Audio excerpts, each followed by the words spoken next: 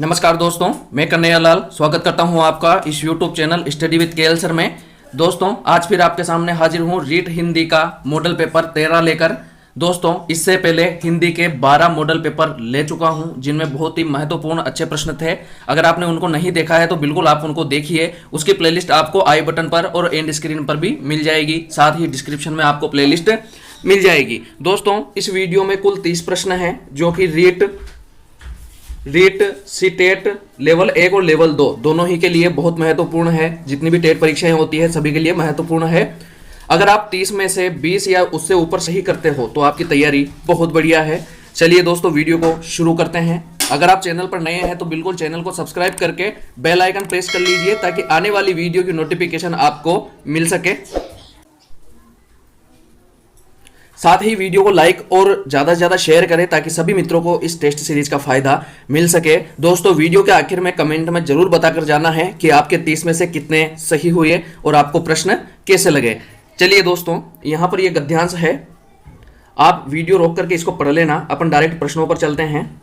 प्रश्न है दोस्तों, पहला प्रश्न, निम्न में से एक वचन शब्द की शुद्ध वर्तनी है पति, श्रीमती, स्त्री, स्त्री। तो बताइए इस प्रश्न का सही उत्तर क्या है। दोस्तों इस प्रश्न का सही उत्तर है विकल्प नंबर सी, स्त्री। यहाँ पर स्त्री जो है एक वचन है और इसकी वर्तनी शुद्ध है। अगला प्रश्न है दोस्तों प्रश्न नंबर 2, स्त्रीलिंग शब्द है प्रणाली, समाज, लोग, परमेश्वर। तो बताइए इस प्रश्न का सही उत्तर क्या है। दोस्तों इस प्रश्न का सही उत्तर है विकल्प नंबर ए, प्रणाली। प्रणाली जो है स्त्रीलिंग शब्द है, बाकी समाज, परमेश्वर और लोग तीनों ही पुल्लिंग शब्द है। चलिए अगला प्रश्न है दोस्तों प्रश्न नंबर 3, पाश्चात्य अंधानुकरण से समाज दिग्भ्रमित हो रहा है। यह वाक्य किस काल का है। सामान्य भूत, सामान्य वर्तमान, अपूर्ण भूत, अपूर्ण वर्तमान। तो बताइए इस प्रश्न का सही उत्तर क्या है। दोस्तों इस प्रश्न का सही उत्तर है विकल्प नंबर डी, अपूर्ण वर्तमान। यहां पर अपूर्ण वर्तमान सही आएगा। चलिए दोस्तों अगला प्रश्न है प्रश्न नंबर 4, हमारे सीमित संसाधनों का घोर अपव्यय हो रहा है। हमारे सीमित संसाधनों का घोर अपव्यय हो रहा है। उक्त वाक्य में सामान्य वर्तमान काल का रूप होगा। हमारे सीमित संसाधनों का घोर अपव्यय होता रहेगा। हमारे सीमित संसाधनों का घोर अपव्यय होता है। हमारे सीमित संसाधनों का घोर अपव्यय होता रहता था। उक्त में से कोई नहीं। तो बताइए इस प्रश्न का सही उत्तर क्या है। दोस्तों इस प्रश्न का सही उत्तर है विकल्प नंबर बी, हमारे सीमित संसाधनों का घोर अपव्यय होता है। ये जो वाक्य है सामान्य वर्तमान काल का है। चलिए दोस्तों अगला प्रश्न है प्रश्न नंबर 5, रेखांकित शब्द अवमूल्यन का अर्थ है विकास, सजावट, बढ़ोतरी, गिरावट। तो बताइए इस प्रश्न का सही उत्तर क्या है। दोस्तों इस प्रश्न का सही उत्तर है विकल्प नंबर डी, गिरावट। अवमूल्यन का अर्थ है गिरावट। चलिए दोस्तों ये अगला गद्यांश आ गया है, आप इस गद्यांश को भी वीडियो को रोक करके पढ़ लेना। अपन डायरेक्ट प्रश्न हल करते हैं। छठा प्रश्न है, व्यापक शब्द का विच्छेद क्या होगा। व्यप प्लस अप प्लस क, व्याप प्लस अक, वी प्लस आपक और वी प्लस आप प्लस अक। तो बताइए इस प्रश्न का सही उत्तर क्या है। दोस्तों इस प्रश्न का सही उत्तर है विकल्प नंबर सी, वी प्लस आपक, और ये भी सही हो सकता है वी प्लस आप प्लस अक, ये भी। पर अगर संधि की दृष्टि से देखा जाए तो संधि की दृष्टि से सी वाला सही होगा, वी प्लस आपक, यन संधि यहां पर होगी। चलिए दोस्तों अगला प्रश्न है प्रश्न नंबर 7, समाज में गीत कविता को जो जगह थी वह लगातार सीमित हुई। वाक्य के रेखांकित पद में समास है रेखांकित गीत कविता, अव्यय भाव समास, द्वंद्व समास, द्विगु समास, बहुव्रीहि समास। तो बताइए इस प्रश्न का सही उत्तर क्या है। दोस्तों इस प्रश्न का सही उत्तर है विकल्प नंबर बी, द्वंद्व समास। यहां पर द्वंद्व समास होगा। चलिए अगला प्रश्न है प्रश्न नंबर 8, संस्कृति शब्द में कौन सी संधि है। यण संधि, अयादि संधि, विसर्ग संधि, व्यंजन संधि। तो बताइए इस प्रश्न का सही उत्तर क्या है। दोस्तों इस प्रश्न का सही उत्तर है विकल्प नंबर डी, व्यंजन संधि। यहां पर संस्कृति में व्यंजन संधि होगी और इसका जो विच्छेद होगा वो होगा सम प्लस कृति। सम प्लस कृति यहां पर विच्छेद होगा, संस्कृति बनेगा। चलिए अगला प्रश्न है दोस्तों प्रश्न नंबर 9, निम्नलिखित शब्दों में से कौन सा अन्य से भिन्न है। भिक्षा, परीक्षा, संस्कृति, स्कूल। तो बताइए इस प्रश्न का सही उत्तर क्या है। दोस्तों इस प्रश्न का सही उत्तर है विकल्प नंबर डी, स्कूल। यहां पर स्कूल भिन्न है। स्कूल जो है स्कूल है पुल्लिंग, बाकी ये तीनों स्त्रीलिंग है। चलिए अगला प्रश्न है दोस्तों प्रश्न नंबर 10, इच्छा शब्द का पर्यायवाची शब्द है डाह, वांछा, इच्छु, गाछ। तो बताइए इस प्रश्न का सही उत्तर क्या है। दोस्तों इस प्रश्न का सही उत्तर है विकल्प नंबर बी, वांछा। यहां पर वांछा जो है वो इच्छा का पर्यायवाची है। चलिए दोस्तों अगला प्रश्न है प्रश्न नंबर 11, रचनात्मक आकलन का सबसे सही तरीका है। कहानी पढ़कर प्रश्न के उत्तर दो, कहानी पढ़कर प्रश्न बनाओ, कहानी पढ़कर कोई 3 मिश्रित वाक्य छांटो, कहानी पढ़कर 5 मुहावरे छांटो। तो बताइए इस प्रश्न का सही उत्तर क्या है।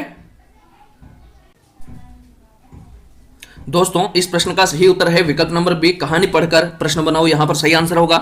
चलिए दोस्तों अगला प्रश्न है दोस्तों प्रश्न नंबर 12। अध्यापिका द्वारा केवल विद्यार्थी के व्याकरण का परीक्षण करने में सहायक है मानक संदर्भित परीक्षण, अभिरुचि परीक्षण, मौखिक परीक्षा, कसौटी संदर्भित परीक्षण। तो बताइए इस प्रश्न का सही उत्तर क्या है। दोस्तों यहां पर इस प्रश्न का सही उत्तर होगा विकल्प नंबर डी, कसौटी संदर्भित परीक्षण। अगला प्रश्न है प्रश्न नंबर 13। सुनीता 8वीं कक्षा में हिंदी भाषा पढ़ाती है। कविता के भाव के बारे में बातचीत करते समय आप उन्हें किस बात के प्रति सचेत रहने की सलाह देंगे। कविता को गद्य में परिवर्तित करने वाली गतिविधि कविता शिक्षण का अनिवार्य पक्ष है। कविता की भाषा व्याकरण पर विशेष बल दिया जाए। कविता में अलंकार रस पर विशेष बल दिया जाए। और कविता का एक निश्चित भाव अर्थ नहीं हो सकता। तो बताइए इस प्रश्न का सही उत्तर क्या है। दोस्तों इस प्रश्न का सही उत्तर होगा विकल्प नंबर डी, कविता का एक निश्चित भाव अर्थ नहीं हो सकता। दोस्तों जो कविताएं होती है अलग अलग संदर्भ में अलग अलग अर्थ और अलग अलग भाव देती है।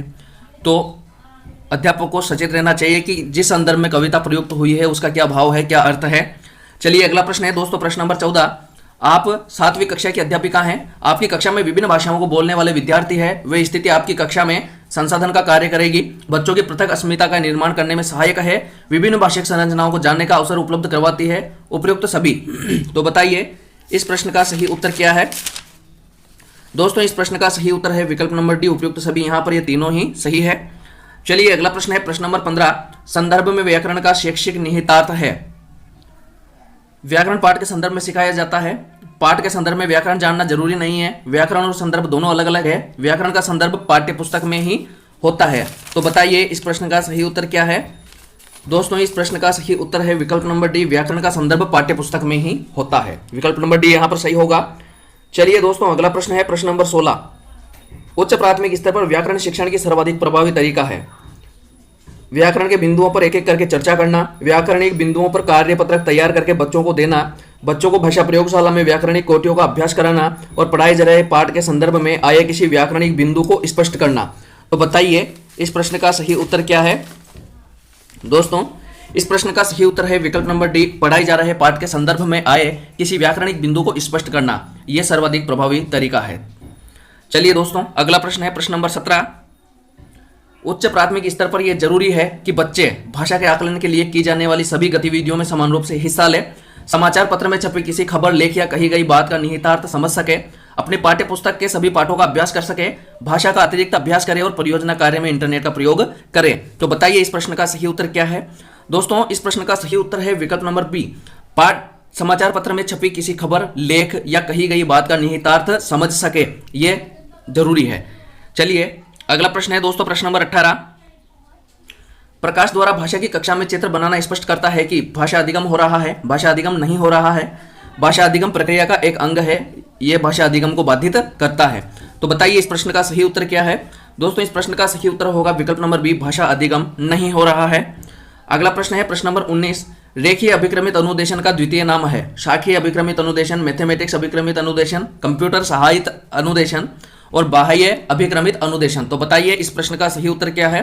दोस्तों इस प्रश्न का सही उत्तर है विकल्प नंबर डी, बाह्य अभिक्रमित अनुदेशन, यहां पर सही आंसर होगा। अगला प्रश्न है प्रश्न नंबर 20। कुछ विशिष्ट उद्देश्यों की पूर्ति हेतु विद्यार्थियों को ऐसी एक दूसरे की पूरक अनुभूतियों से युक्त क्रियाएं कराना जो मिलकर एक इकाई बन जाती है। उक्त कथन निम्न में से किससे संबंधित है। पाठ योजना, शिक्षण विधियां, इकाई योजना, शिक्षण कौशल। तो बताइए इस प्रश्न का सही उत्तर क्या है। दोस्तों इस प्रश्न का सही उत्तर है विकल्प नंबर सी, इकाई योजना। यहां पर ये जो है कार्य ये इकाई योजना से संबंधित है। अगला प्रश्न है प्रश्न नंबर 21। पिछले सभी दिनों की अपेक्षा आज गर्मी अधिक है। यहां पर क्या है। क्रिया विशेषण है, विशेषण पदबंध है, संज्ञा पदबंध है और सर्वनाम पदबंध है। तो बताइए इस प्रश्न का सही उत्तर क्या है। दोस्तों इस प्रश्न का सही उत्तर है यहां पर विकल्प नंबर ए, क्रिया विशेषण। यहां पर क्रिया की विशेषता बताई जा रही है, क्रिया विशेषण आएगा। चलिए अगला प्रश्न है दोस्तों प्रश्न नंबर 22। राजा नगर में आए अर्थ के अनुसार यह वाक्य निम्नलिखित में से किस प्रकार के अंतर्गत है। संदेह सूचक वाक्य, संकेतार्थक वाक्य, इच्छा बोधक वाक्य, विधानार्थक वाक्य। तो बताइए इस प्रश्न का सही उत्तर क्या है। दोस्तों इस प्रश्न का सही उत्तर है विकल्प नंबर डी, विधानार्थक वाक्य। ये जो वाक्य है राजा नगर में आए विधानार्थक वाक्य है। अगला प्रश्न है दोस्तों प्रश्न नंबर 23। मिश्र वाक्य का उदाहरण निम्नलिखित में से नहीं है। आपने कठिन परिश्रम किया और उत्तीर्ण हो गए। जब ईमानदारी से काम करोगे तो शांति से रह सकोगे। जैसे ही परीक्षाएं समाप्त हुई हम जयपुर चले गए। वह बाजार गया क्योंकि उसे पुस्तकें खरीदनी थी। तो बताइए इस प्रश्न का सही उत्तर क्या है। दोस्तों इस प्रश्न का सही उत्तर है विकल्प नंबर ए, आपने कठिन परिश्रम किया और उत्तीर्ण हो गए। ये जो है मिश्र वाक्य का उदाहरण नहीं है। चलिए अगला प्रश्न है दोस्तों, प्रश्न नंबर 24, अयोग्य व्यक्ति को पैसा मिलना, इस अर्थ को प्रकट करने वाला मुहावरा कौन सा है। बिल्ली के हाथों छींका टूटना, छप्पर फाड़ बरसना, अंधे के हाथ बटेर लगना, ठोकर से घड़ा फोड़ना। तो बताइए इस प्रश्न का सही उत्तर क्या है। दोस्तों इस प्रश्न का सही उत्तर है विकल्प नंबर सी, अंधे के हाथ बटेर लगना। चलिए अगला प्रश्न है प्रश्न नंबर 25, बगल में छोरा देश में ढिंडोरा, लोकोक्ति का निम्नलिखित अर्थों में से सही अर्थ का चयन कीजिए। किसी वस्तु के खो जाने पर हड़बड़ी करना, वस्तु के पास में होने पर भी दूर दूर तक उसकी तलाश करना, चीज को खोकर शोर मचाना, शोर मचाते हुए वस्तु की तलाश करना। तो बताइए इस प्रश्न का सही उत्तर क्या है। दोस्तों इस प्रश्न का सही उत्तर है विकल्प नंबर बी, वस्तु के पास होने में भी दूर दूर तक उसकी तलाश करना। यहां पर सही आंसर होगा विकल्प नंबर बी। चलिए दोस्तों अगला प्रश्न है प्रश्न नंबर 26, जिन बच्चों को लिखने में कठिनाई होती है संभवतया वे ग्रसित होते हैं गणितीय अक्षमता से, स्वर अक्षर अक्षमता, पठन अक्षमता, लेखन अक्षमता। तो बताइए इस प्रश्न का सही उत्तर क्या है। दोस्तों इस प्रश्न का सही उत्तर है विकल्प नंबर डी, लेखन अक्षमता। यहां पर लेखन अक्षमता सही आएगा। अगला प्रश्न है प्रश्न नंबर 27, किस दृश्य उपकरण में पारदर्शी ट्रांसपेरेंसी का प्रयोग होता है। ओवरहेड प्रक्षेपक, स्लाइड प्रक्षेपक, अपारदर्शी प्रक्षेपक या एपिडोस्कोप प्रक्षेपक में और फिल्म स्ट्रिप में। तो बताइए इस प्रश्न का सही उत्तर क्या है। दोस्तों इस प्रश्न का सही उत्तर होगा विकल्प नंबर 1, ओवरहेड प्रक्षेपक में। चलिए अगला प्रश्न है प्रश्न नंबर 28, दी गई सामग्री में से शेष से भिन्न सहायक सामग्री चुनिए। समाचार पत्र, टेलीविजन, पत्र पत्रिकाएं, बाल साहित्य। तो बताइए इस प्रश्न का सही उत्तर क्या है। दोस्तों इस प्रश्न का सही उत्तर है विकल्प नंबर बी, टेलीविजन। टेलीविजन जो है इन तीन से भिन्न है। चलिए अगला प्रश्न है प्रश्न नंबर 29, भाषा की पाठ्य पुस्तकों में दिए गए अभ्यास बच्चों की चीजों को परखने, गहराई से जुड़ने और व्यापक अनुभव स्तर से तादात्म्य का अवसर देते हैं।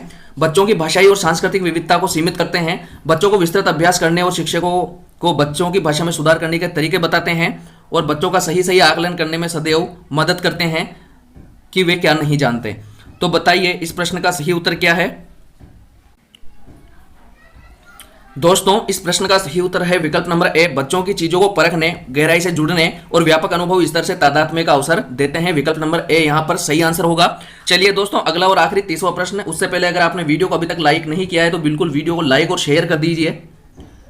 चलिए दोस्तों 30वां प्रश्न है, अवलोकन को आकलन का भाग तभी कहा जा सकता है जब अवलोकन लड़के लड़कियों को अलग अलग किया जा रहा हो, अनिवार्यतः औपचारिक रूप से किया जा रहा हो, नियमित रूप से किया जा रहा हो, प्रतिदिन प्रत्येक बच्चे का किया जा रहा हो।